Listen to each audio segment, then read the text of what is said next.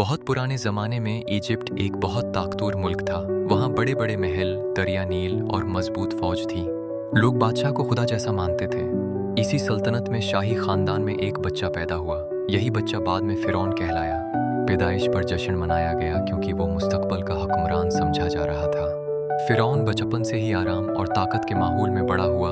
नौकर उसकी खिदमत करते, उस्ताद उसे हुकूमत के तरीके सिखाते। जैसे जैसे वो बड़ा हुआ, उसे बताया गया कि बादशाह सबसे ताकतवर होता है। ये बात उसके दिल में गुरूर पैदा करने लगी। पुराने बादशाह की मौत के बाद वो मिस्र का हुक्मरान बन गया। अब पूरी सल्तनत उसके हुक्म की पाबंद थी।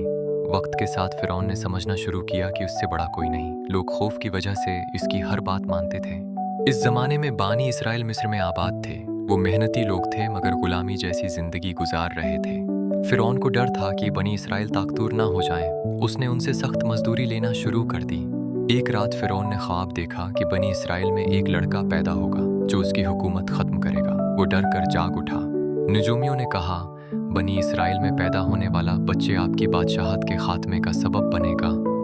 फिरौन गुस्से और खौफ में मुब्तला हो गया।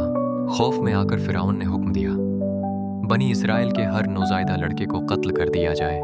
मिस्र में रोना और खौफ फैल गया। इसी सख्त वक्त में अल्लाह के नबी मूसा की पैदाइश होने वाली थी, जो आगे चलकर फिरौन के मुकाबिल खड़े होंगे।